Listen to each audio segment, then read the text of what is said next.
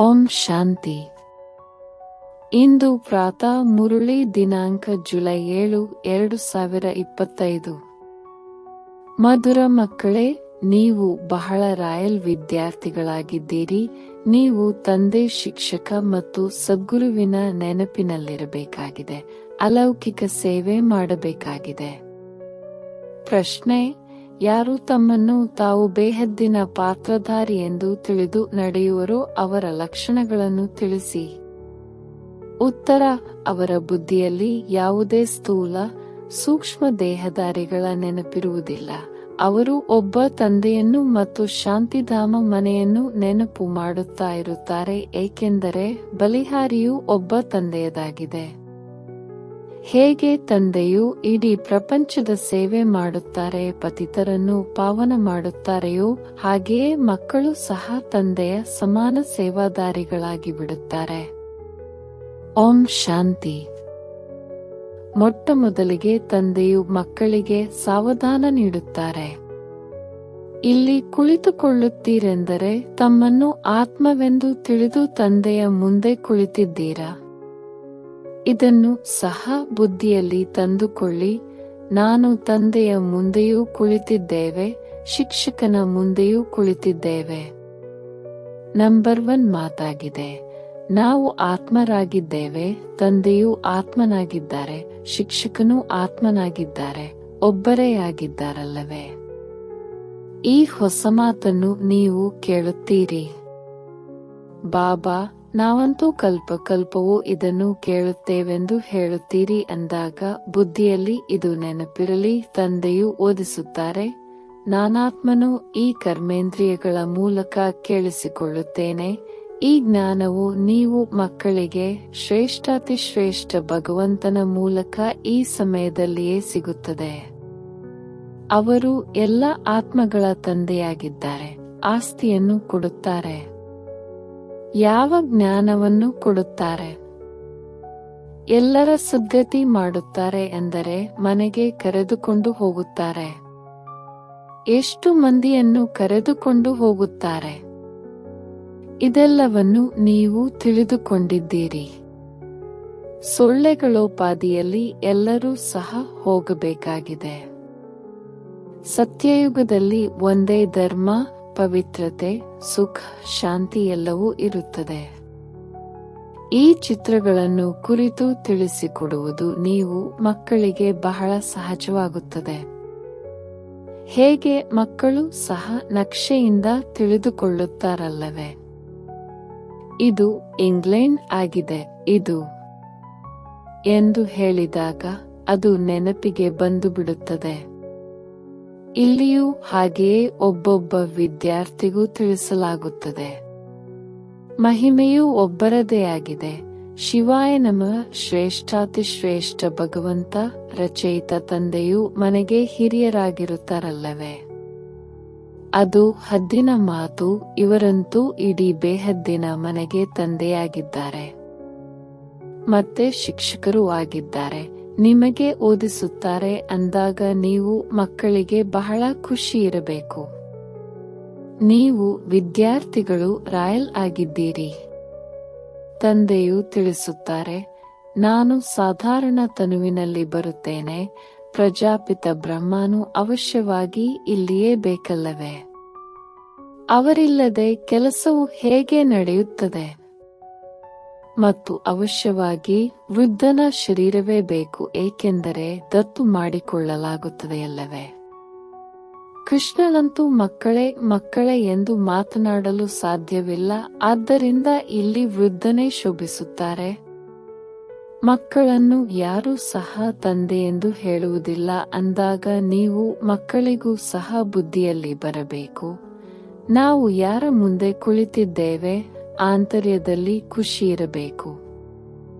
ವಿದ್ಯಾರ್ಥಿಗಳು ಎಲ್ಲಿಯಾದರೂ ಕುಳಿತಿರಲಿ, ಅವರ ಬುದ್ಧಿಯಲ್ಲಿ ತಂದೆಯ ನೆನಪು ಬರುತ್ತದೆ, ಶಿಕ್ಷಕರ ನೆನಪು ಬರುತ್ತದೆ. ಅವರಿಗಾದರೆ ತಂದೆಯು ಬೇರೆ, ಶಿಕ್ಷಕನು ಬೇರೆ ಇರುತ್ತಾರೆ. ನಿಮಗಂತೂ ಒಬ್ಬರೇ ತಂದೆ, ಶಿಕ್ಷಕ, ಗುರುವಾಗಿದ್ದಾರೆ. ಈ ತಂದೆಯು ಬ್ರಹ್ಮ ಸಹ ವಿದ್ಯಾರ್ಥಿಯಾಗಿದ್ದಾರೆ. ಸ್ವಯಂ ಓದುತ್ತಿದ್ದಾರೆ. ಕೇವಲ ಇವರ ರಥವನ್ನು ಆಧಾರವಾಗಿ ತೆಗೆದುಕೊಳ್ಳಲಾಗಿದೆ, ಮತ್ಯಾವುದೇ ವ್ಯತ್ಯಾಸವಿಲ್ಲ. ಇವರು ನಿಮ್ಮ ತರಹವೇ ಇದ್ದಾರೆ.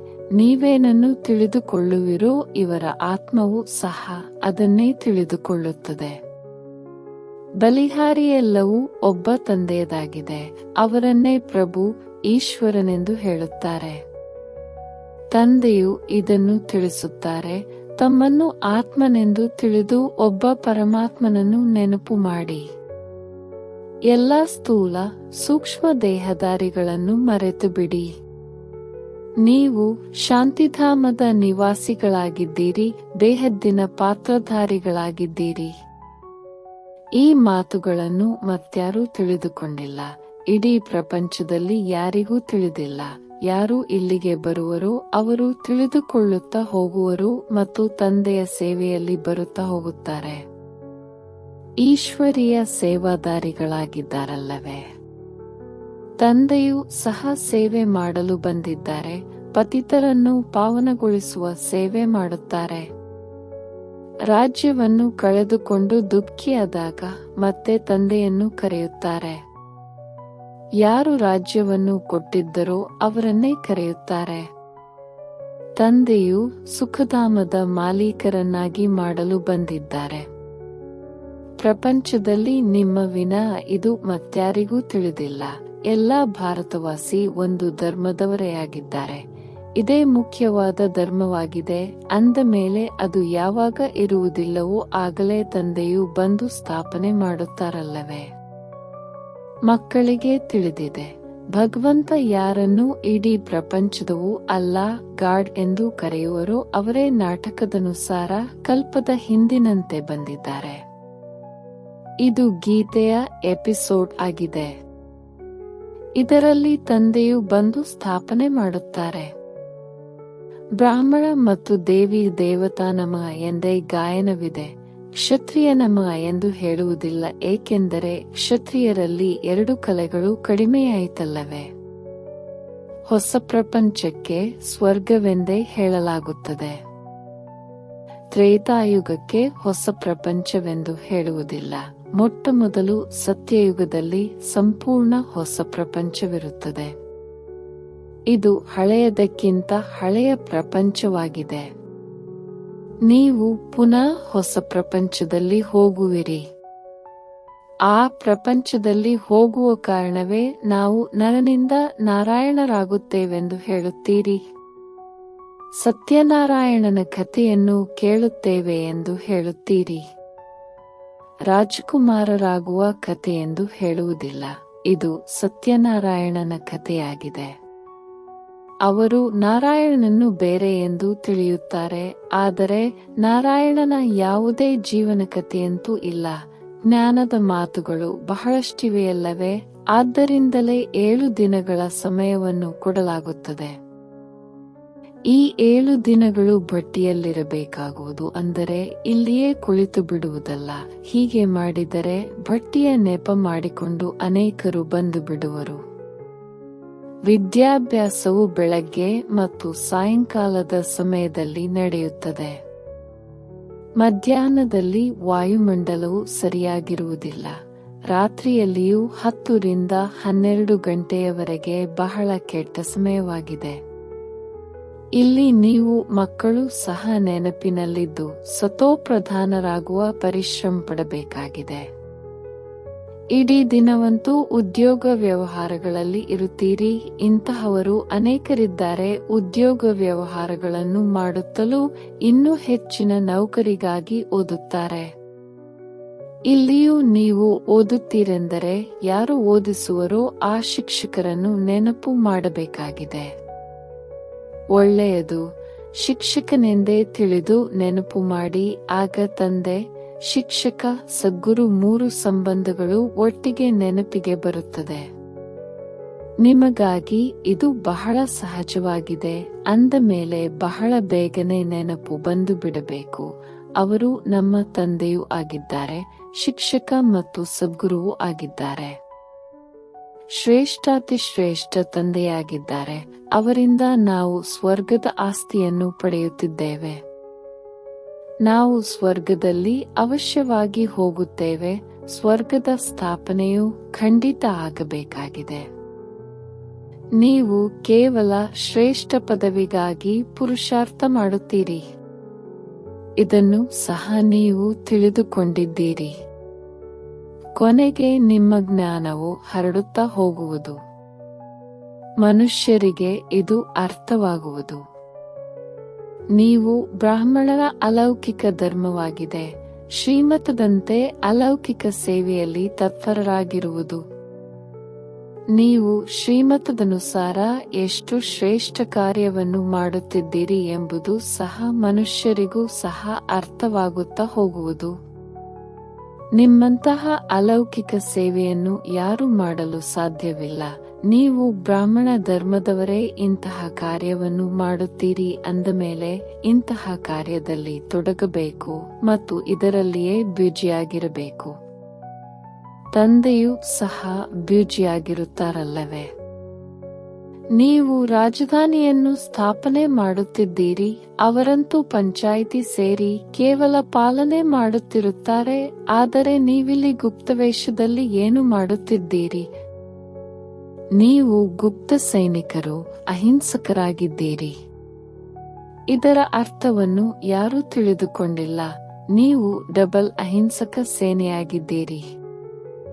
ಬಹಳ ದೊಡ್ಡ ಹಿಂಸೆಯು ಈ ವಿಕಾರದ್ದಾಗಿದೆ. ಇದೇ ಪತಿತರನ್ನಾಗಿ ಮಾಡುತ್ತದೆ. ಆದ್ದರಿಂದ ಇದರ ಮೇಲೆ ವಿಜಯಿಗಳಾಗಬೇಕಾಗಿದೆ. ಭಗವಾನ್ ವಾಚ ಕಾಮ ಮಹಾಶತ್ರುವಾಗಿದೆ. ಇದರ ಮೇಲೆ ಜಯಗಳಿಸುವುದರಿಂದಲೇ ನೀವು ಜಗಜ್ಜೀತರಾಗುತ್ತೀರಿ. ಈ ಲಕ್ಷ್ಮೀನಾರಾಯಣರು ಜಗಜ್ಜೀತರಲ್ಲವೇ? ಭಾರತವು ಜಗಜ್ಜೀತನಾಗಿತ್ತು. ಇವರು ವಿಶ್ವದ ಮಾಲೀಕ ಹೇಗಾದರು? ಇದನ್ನು ಸಹ ಹೊರಗಿನವರು ತಿಳಿದುಕೊಳ್ಳಲು ಸಾಧ್ಯವಿಲ್ಲ. ಇದನ್ನು ತಿಳಿದುಕೊಳ್ಳಲು ಬಹಳ ವಿಶಾಲ ಬುದ್ಧಿಯಿರಬೇಕು. ದೊಡ್ಡ ದೊಡ್ಡ ವಿದ್ಯೆಯನ್ನು ಓದುವವರ ಬುದ್ಧಿಯೂ ವಿಶಾಲವಾಗಿರುತ್ತದೆಯಲ್ಲವೇ? ನೀವು ಶ್ರೀಮತದನುಸಾರ ತಮ್ಮ ರಾಜ್ಯವನ್ನು ಸ್ಥಾಪನೆ ಮಾಡುತ್ತೀರಿ. ನೀವು ಯಾರಿಗೆ ಬೇಕಾದರೂ ತಿಳಿಸಬಲ್ಲಿರಿ. ವಿಶ್ವದಲ್ಲಿ ಶಾಂತಿಯಿತ್ತು, ಆಗ ಮತ್ಯಾವುದೇ ರಾಜ್ಯವಿರಲಿಲ್ಲ. ಸ್ವರ್ಗದಲ್ಲಿ ಅಶಾಂತಿ ಇರಲು ಸಾಧ್ಯವಿಲ್ಲ. ಸತ್ಯಯುಗಕ್ಕೆ ಭಗವಂತನ ಹೂದೋಟವೆಂದು ಹೇಳುತ್ತಾರೆ. ಕೇವಲ ಹೂದೋಟವೇ ಇರುವುದಿಲ್ಲ, ಮನುಷ್ಯರೂ ಬೇಕಲ್ಲವೇ? ನಾವು ಅಂತಹ ಸ್ವರ್ಗದ ಮಾಲೀಕರಾಗುತ್ತಿದ್ದೇವೆ ಎಂದು ಮಕ್ಕಳಿಗೆ ತಿಳಿದಿದೆ ಅಂದ ಮೇಲೆ ಎಷ್ಟೊಂದು ಖುಷಿ ಇರಬೇಕು. ಮತ್ತು ವಿಚಾರಗಳು ಶ್ರೇಷ್ಠವಾಗಿರಬೇಕು. ನೀವು ಹೊರಗಿನ ಯಾವುದೇ ಸುಖವನ್ನು ಬಯಸುವುದಿಲ್ಲ. ಈ ಸಮಯದಲ್ಲಿ ನೀವು ಬಹಳ ಸರಳವಾಗಿರಬೇಕಾಗಿದೆ. ನೀವೀಗ ಮಾವನ ಮನೆಗೆ ಸ್ವರ್ಗ ಹೋಗುತ್ತೀರಿ. ಇದು ತಂದೆಯ ಮನೆಯಾಗಿದೆ. ಇಲ್ಲಿ ನಿಮಗೆ ಡಬಲ್ ತಂದೆಯು ಸಿಕ್ಕಿದ್ದಾರೆ. ಒಬ್ಬರು ನಿರಾಕಾರ ಶ್ರೇಷ್ಠಾತಿಶ್ರೇಷ್ಠ ತಂದೆ, ಇನ್ನೊಬ್ಬರು ಸಾಕಾರ ತಂದೆ. ಅವರು ಸಹ ಶ್ರೇಷ್ಠಾತಿಶ್ರೇಷ್ಠರಾಗಿದ್ದಾರೆ. ನೀವೀಗ ಮಾವನ ಮನೆಯಾದ ವಿಷ್ಣುಪುರಿಗೆ ಹೋಗುತ್ತೀರಿ. ಅದಕ್ಕೆ ಕೃಷ್ಣಪುರಿ ಎಂದು ಹೇಳುವುದಿಲ್ಲ. ಮಕ್ಕಳ ಪುರಿ ಧಾಮ ಇರುವುದಿಲ್ಲ. ವಿಷ್ಣುಪುರಿ ಅರ್ಥಾತ್ ಲಕ್ಷ್ಮೀನಾರಾಯಣರ ಪುರಿ ಧಾಮ. ನಿಮ್ಮದು ರಾಜಯೋಗವಾಗಿದೆ ಅಂದ ಮೇಲೆ ಅವಶ್ಯವಾಗಿ ನರನಿಂದ ನಾರಾಯಣರಾಗುತ್ತೀರಿ. ನೀವು ಮಕ್ಕಳು ಸತ್ಯವಾದ ಈಶ್ವರೀಯ ಸೇವಾದಾರಿಗಳಾಗಿದ್ದೀರಿ. ಯಾರು ಕೊನೆ ಪಕ್ಷ 8 ಗಂಟೆಗಳ ಕಾಲ ಆತ್ಮಾಭಿಮಾನಿಯಾಗಿರುವ ಪುರುಷಾರ್ಥ ಮಾಡುವರೋ ಅವರಿಗೆ ತಂದೆಯು ಸತ್ಯವಾದ ಈಶ್ವರೀಯ ಸೇವಾದಾರಿಗಳೆಂದು ಹೇಳುತ್ತಾರೆ. ಯಾವುದೇ ಕರ್ಮಬಂಧನವಿರಬಾರದು, ಆಗಲೇ ಸೇವಾದಾರಿಗಳಾಗುತ್ತೀರಿ ಮತ್ತು ಕರ್ಮಾತೀತ ಸ್ಥಿತಿಯಾಗುವುದು. ನರನಿಂದ ನಾರಾಯಣನಾಗಬೇಕೆಂದರೆ ಕರ್ಮಾತೀತ ಸ್ಥಿತಿಯು ಖಂಡಿತ ಬೇಕು. ಕರ್ಮಬಂಧನವಿದ್ದರೆ ಶಿಕ್ಷೆಯನ್ನು ಅನುಭವಿಸಬೇಕಾಗುವುದು. ಮಕ್ಕಳು ಸಹ ಇದನ್ನು ತಿಳಿದುಕೊಳ್ಳುತ್ತಾರೆ. ನೆನಪಿನ ಪರಿಶ್ರಮವು ಬಹಳ ಕಠಿಣವಾಗಿದೆ. ಯುಕ್ತಿಯು ಬಹಳ ಸಹಜವಾಗಿದೆ. ಕೇವಲ ತಂದೆಯನ್ನು ನೆನಪು ಮಾಡಬೇಕು. ಭಾರತದ ಪ್ರಾಚೀನ ಯೋಗವು ಪ್ರಸಿದ್ಧವಾಗಿದೆ. ಯೋಗಕ್ಕಾಗಿಯೇ ಈ ಜ್ಞಾನವಿದೆ. ಇದನ್ನು ತಂದೆಯು ಬಂದು ಕಲಿಸುತ್ತಾರೆ. ಕೃಷ್ಣನೇನು ಯೋಗವನ್ನು ಕಲಿಸುವುದಿಲ್ಲ, ಆದರೆ ಕೃಷ್ಣನಿಗೆ ಸ್ವದರ್ಶನ ಚಕ್ರವನ್ನು ತೋರಿಸಿದ್ದಾರೆ. ಈ ಚಿತ್ರವು ಎಷ್ಟೊಂದು ತಪ್ಪಾಗಿದೆ. ನೀವೀಗ ಯಾವುದೇ ಚಿತ್ರ ಇತ್ಯಾದಿಗಳನ್ನು ನೆನಪು ಮಾಡಬಾರದು. ಎಲ್ಲವನ್ನೂ ಮರೆಯಿರಿ. ಯಾರಲ್ಲಿಯೂ ಬುದ್ಧಿಯು ಹೋಗದಿರಲಿ. ಬುದ್ಧಿಯೋಗವು ಸ್ಪಷ್ಟವಾಗಿರಲಿ. ಇದು ವಿದ್ಯಾಭ್ಯಾಸದ ಸಮಯವಾಗಿದೆ. ಆದ್ದರಿಂದ ತಮ್ಮನ್ನು ಆತ್ಮನೆಂದು ತಿಳಿದು ತಂದೆಯನ್ನು ನೆನಪು ಮಾಡಬೇಕಾಗಿದೆ. ಆಗಲೇ ಪಾಪಗಳು ನಾಶವಾಗುತ್ತದೆ. ತಂದೆಯು ತಿಳಿಸುತ್ತಾರೆ, ಮೊಟ್ಟಮೊದಲಿಗೆ ನೀವು ಅಶರೀರಿಯಾಗಿ ಬಂದಿದ್ದೀರಿ, ಈಗ ಪುನಃ ಆಗಬೇಕಾಗಿದೆ. ನೀವು ಆಲ್ರೌಂಡರ್ ಆಗಿದ್ದೀರಿ. ಅವರು ಹದ್ದಿನ ಪಾತ್ರಧಾರಿಗಳು, ನೀವು ಬೇಹದ್ದಿನ ಪಾತ್ರಧಾರಿಗಳಾಗಿದ್ದೀರಿ. ನಾವು ಅನೇಕ ಬಾರಿ ಪಾತ್ರವನ್ನಭಿನಯಿಸಿದ್ದೇವೆಂದು ನೀವು ಈಗ ತಿಳಿದುಕೊಳ್ಳುತ್ತೀರಿ. ಅನೇಕ ಬಾರಿ ನೀವು ಬೇಹದ್ದಿನ ಮಾಲೀಕರಾಗುತ್ತೀರಿ. ಈ ಬೇಹದ್ದಿನ ನಾಟಕದಲ್ಲಿ ಚಿಕ್ಕ ಚಿಕ್ಕ ನಾಟಕಗಳು ಅನೇಕ ಬಾರಿ ನಡೆಯುತ್ತಿರುತ್ತವೆ. ಸತ್ಯಯುಗದಿಂದ ಕಲಿಯುಗದವರೆಗೆ ಏನೆಲ್ಲವೂ ನಡೆದಿದೆಯೋ ಅದು ಪುನರಾವರ್ತನೆಯಾಗುತ್ತಾ ಇರುತ್ತದೆ. ಮೇಲಿನಿಂದ ಹಿಡಿದು ಅಂತ್ಯದವರೆಗೆ ಎಲ್ಲವೂ ನಿಮ್ಮ ಬುದ್ಧಿಯಲ್ಲಿದೆ. ಮೂಲವತನ, ಸೂಕ್ಷ್ಮವತನ ಮತ್ತು ಸೃಷ್ಟಿಚಕ್ರ ಅಷ್ಟೇ, ಮತ್ಯಾವುದೇ ಧಾಮದೊಂದಿಗೆ ನಿಮ್ಮ ಕೆಲಸವಿಲ್ಲ. ನಿಮ್ಮ ಧರ್ಮವು ಬಹಳ ಸುಖ ಕೊಡುವಂತಹದ್ದಾಗಿದೆ.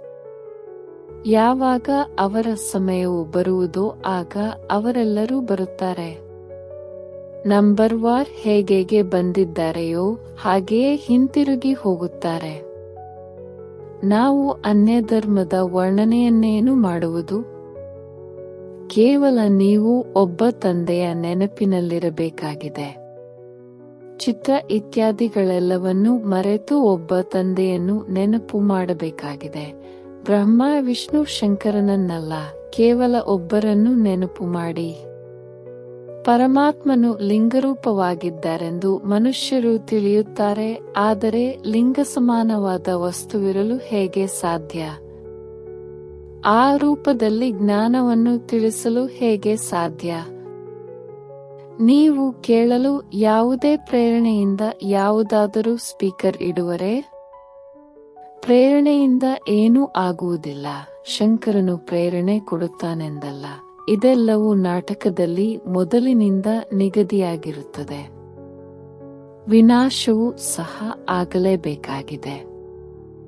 ಹೇಗೆ ನೀವಾತ್ಮರು ಶರೀರದ ಮೂಲಕ ಮಾತನಾಡುತ್ತೀರೋ ಹಾಗೆಯೇ ಪರಮಾತ್ಮನು ಸಹ ನೀವು ಮಕ್ಕಳೊಂದಿಗೆ ಮಾತನಾಡುತ್ತಾರೆ.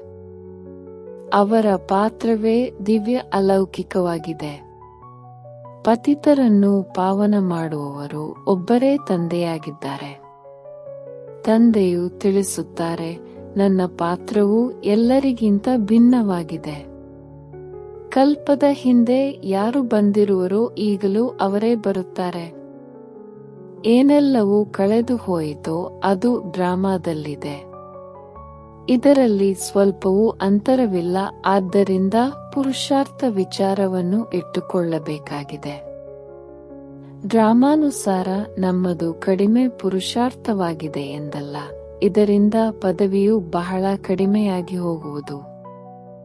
ಪುರುಷಾರ್ಥವು ತೀವ್ರವಾಗಿ ಮಾಡಬೇಕು. ಡ್ರಾಮಾದ ಮೇಲೆ ಬಿಡುವಂತಿಲ್ಲ. ಆದ್ದರಿಂದ ತಮ್ಮ ಚಾರ್ಟ್ ಅನ್ನು ನೋಡಿಕೊಳ್ಳುತ್ತಾ ಇರಿ, ಹೆಚ್ಚಿಸಿಕೊಳ್ಳುತ್ತಾ ಇರಿ.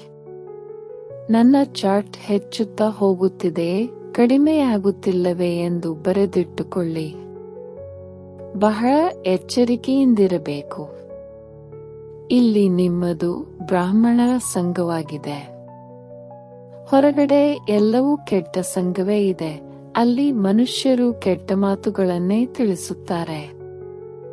ಈಗ ತಂದೆಯು ನಿಮ್ಮನ್ನು ಕೆಟ್ಟ ಸಂಘದಿಂದ ಬಿಡಿಸುತ್ತಾರೆ. ಮನುಷ್ಯರು ಕೆಟ್ಟ ಸಂಘದಲ್ಲಿ ಬಂದು ತಮ್ಮ ರೀತಿ ನೀತಿ, ವೇಷಭೂಷಣ ಇತ್ಯಾದಿ ಎಲ್ಲವನ್ನೂ ಬದಲಾಯಿಸಿಬಿಟ್ಟಿದ್ದಾರೆ. ದೇಶವನ್ನೇ ಬದಲಾಯಿಸಿದ್ದಾರೆ. ಇದು ಸಹ ತಮ್ಮ ಧರ್ಮದ ನಿಂದನೆ ಮಾಡುವುದಾಗಿದೆ. ನೋಡಿ ಹೇಗೆ ಜಿಡೆಗಳನ್ನು ಹಾಕುತ್ತಾರೆ. ದೇಹಾಭಿಮಾನವಾಗಿ ಬಿಡುತ್ತದೆ. ಕೇವಲ ಕೂದಲಿನ ಸೌಂದರ್ಯಕ್ಕಾಗಿ 100-150 ರೂಪಾಯಿಗಳನ್ನು ಖರ್ಚು ಮಾಡುತ್ತಾರೆ. ಇದಕ್ಕೆ ಅತಿಯಾದ ದೇಹಾಭಿಮಾನವೆಂದು ಹೇಳಲಾಗುತ್ತದೆ. ಅಂತಹವರು ಎಂದು ಜ್ಞಾನವನ್ನು ತಿಳಿದುಕೊಳ್ಳಲು ಸಾಧ್ಯವಿಲ್ಲ. ತಂದೆಯು ತಿಳಿಸುತ್ತಾರೆ, ಮಕ್ಕಳೇ, ಬಹಳ ಸಾಧಾರಣವಾಗಿ ಇರಿ.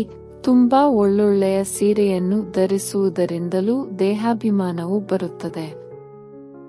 ದೇಹಾಭಿಮಾನವನ್ನು ಬಿಡುವುದಕ್ಕಾಗಿ ಎಲ್ಲವನ್ನೂ ಸಾಧಾರಣ ಮಾಡಿಕೊಳ್ಳಬೇಕು. ಒಳ್ಳೆಯ ವಸ್ತು ದೇಹಾಭಿಮಾನದಲ್ಲಿ ತರುತ್ತದೆ. ಈಗ ನೀವು ಈ ಸಮಯದಲ್ಲಿ ವನವಾಸದಲ್ಲಿದ್ದೀರಲ್ಲವೇ? ಪ್ರತಿಯೊಂದು ವಸ್ತುವಿನಿಂದ ಮೋಹವನ್ನು ತೆಗೆಯಬೇಕು. ಬಹಳ ಸಾಧಾರಣವಾಗಿರಬೇಕಾಗಿದೆ. ವಿವಾಹ ಮೊದಲಾದ ಕಡೆ ಬಣ್ಣದ ವಸ್ತ್ರಗಳನ್ನು ಧರಿಸಿ ಹೋಗಿ ಸಂಬಂಧವನ್ನು ನಿಭಾಯಿಸುವ ಅರ್ಥವಾಗಿ ಧರಿಸಿರಿ. ಮತ್ತೆ ಮನೆಗೆ ಬಂದು ಬದಲಾಯಿಸಿಕೊಳ್ಳಿ. ನೀವಂತೂ ವಾಣಿಯಿಂದ ದೂರ ಹೋಗಬೇಕಾಗಿದೆ. ವಾನಪ್ರಸ್ಥಿಗಳು ಶ್ವೇತವಸ್ತ್ರದಲ್ಲಿರುತ್ತಾರೆ. ನೀವು ಒಬ್ಬೊಬ್ಬರು ಹಿರಿಯರು ಕಿರಿಯರು ಎಲ್ಲರೂ ವಾನಪ್ರಸ್ಥಿಗಳಾಗಿದ್ದೀರಿ. ಚಿಕ್ಕ ಮಕ್ಕಳು ಸಹ ತಂದೆಯ ನೆನಪು ತರಿಸಬೇಕಾಗಿದೆ. ಇದರಲ್ಲಿಯೇ ಕಲ್ಯಾಣವಿದೆ. ನೀವೀಗ ಶಿವತಂದೆಯ ಬಳಿ ಹೋಗಬೇಕಾಗಿದೆ. ಒಳ್ಳೆಯದು. ಮಧುರಾತಿ ಮಧುರ ಅಗಲಿ ಮರಳಿ ಸಿಕ್ಕಿರುವ ಮಕ್ಕಳ ಪ್ರತಿ ಮಾತಾಪಿತಾ ಬಾಪ್ದಾದರವರ ನೆನಪು, ಪ್ರೀತಿ ಹಾಗೂ ಸುಪ್ರಭಾತ. ಆತ್ಮೀಯ ಮಕ್ಕಳಿಗೆ ಆತ್ಮೀಯ ತಂದೆಯ ನಮಸ್ತೆ. ಧಾರಣೆಗಾಗಿ ಮುಖ್ಯ ಸಾರ. ಸದಾ ಗಮನವಿರಲಿ, ನಮ್ಮ ಯಾವುದೇ ಚಲನೆಯು ದೇಹಾಭಿಮಾನದ್ದಾಗಿರಬಾರದು. ಬಹಳ ಸಾಧಾರಣವಾಗಿರಬೇಕಾಗಿದೆ. ಯಾವುದೇ ವಸ್ತುವಿನಲ್ಲಿ ಮಮತ್ವವನ್ನಿಡಬಾರದು. ಕೆಟ್ಟ ಸಂಗದಿಂದ ತಮ್ಮನ್ನು ಸಂಪಾಲನೆ ಮಾಡಿಕೊಳ್ಳಬೇಕಾಗಿದೆ. ನೆನಪಿನ ಪರಿಶ್ರಮದಿಂದ ಸರ್ವ ಕರ್ಮಬಂಧನಗಳನ್ನು ತುಂಡು ಮಾಡಿ ಕರ್ಮಾತೀತರಾಗಬೇಕಾಗಿದೆ. ಕೊನೆ ಪಕ್ಷ 8 ಗಂಟೆಗಳ ಕಾಲ ಆತ್ಮಾಭಿಮಾನಿಯಾಗಿದ್ದು ಸತ್ಯವಾದ ಈಶ್ವರೀಯ ಸೇವಾದಾರಿಗಳಾಗಬೇಕಾಗಿದೆ. ವರದಾನ: ವಿಶಾಲ ಬುದ್ಧಿ, ವಿಶಾಲ ಹೃದಯದಿಂದ ನಮ್ಮ ತನದ ಅನುಭೂತಿ ಮಾಡಿಸುವಂತಹ ಮಾಸ್ಟರ್ ರಚಯಿತ ಭವ. ಮಾಸ್ಟರ್ ರಚಯಿತನ ಮೊದಲ ರಚನೆ ಈ ದೇಹವಾಗಿದೆ. ಯಾರು ಈ ದೇಹದ ಮಾಲೀಕತನದಲ್ಲಿ ಸಂಪೂರ್ಣ ಸಫಲತೆ ಪ್ರಾಪ್ತಿ ಮಾಡಿಕೊಳ್ಳುತ್ತಾರೆ, ಅವರು ತಮ್ಮ ಸ್ನೇಹ ಹಾಗೂ ಸಂಪರ್ಕದ ಮೂಲಕ ಎಲ್ಲರಿಗೆ ನಮ್ಮ ತನದ ಅನುಭವವನ್ನು ಮಾಡಿಸುತ್ತಾರೆ. ಆ ಆತ್ಮದ ಸಂಪರ್ಕದಿಂದ ಸುಖದ, ದಾತಾತನದ, ಶಾಂತಿ, ಪ್ರೇಮ, ಆನಂದ, ಸಹಯೋಗ, ಸಾಹಸ, ಉತ್ಸಾಹ, ಉಮಂಗ ಯಾವುದಾದರೂ ಒಂದು ವಿಶೇಷತೆ ಅನುಭೂತಿಯಾಗುವುದು. ಅವರನ್ನೇ ಹೇಳಲಾಗುವುದು ವಿಶಾಲ ಬುದ್ಧಿ, ವಿಶಾಲ ಹೃದಯ ಉಳ್ಳವರು. ಸ್ಲೋಗನ್: ಉಮಂಗ ಉತ್ಸಾಹದ ರೆಕ್ಕೆಯ ಮೂಲಕ ಸದಾ ಹಾರುವ ಕಲೆಯ ಅನುಭೂತಿ ಮಾಡಿಸುತ್ತಾ ಹೋಗಿ. ಅವ್ಯಕ್ತ ಸೂಚನೆ: ಸಂಕಲ್ಪ ಶಕ್ತಿಯನ್ನು ಜಮಾ ಮಾಡಿ ಶ್ರೇಷ್ಠ ಸೇವೆಗೆ ನಿಮಿತ್ತರಾಗಿ. ಸ್ವಯಂ ಅನ್ನು ಶ್ರೇಷ್ಠ ಸಂಕಲ್ಪಗಳಿಂದ ಸಂಪನ್ನರನ್ನಾಗಿ ಮಾಡಿಕೊಳ್ಳುವುದಕ್ಕಾಗಿ ಟ್ರಸ್ಟಿ ಆಗಿ ಇರಿ. ಟ್ರಸ್ಟಿ ಆಗುವುದು ಎಂದರೆ ಡಬಲ್ ಲೈಟ್ ಫರಿಷ್ಠ ಆಗುವುದು. ಇಂತಹ ಮಕ್ಕಳ ಪ್ರತಿಯೊಂದು ಶ್ರೇಷ್ಠ ಸಂಕಲ್ಪ ಸಫಲವಾಗುವುದು. ಒಂದು ಶ್ರೇಷ್ಠ ಸಂಕಲ್ಪ ಮಕ್ಕಳದ್ದು ಹಾಗೂ 1000 ಶ್ರೇಷ್ಠ ಸಂಕಲ್ಪದ ಫಲ ತಂದೆಯ ಮೂಲಕ ಪ್ರಾಪ್ತಿಯಾಗುತ್ತದೆ. 1ಕ್ಕೆ 1000ದಷ್ಟು ಸಿಗುತ್ತದೆ. ಓಂ ಶಾಂತಿ.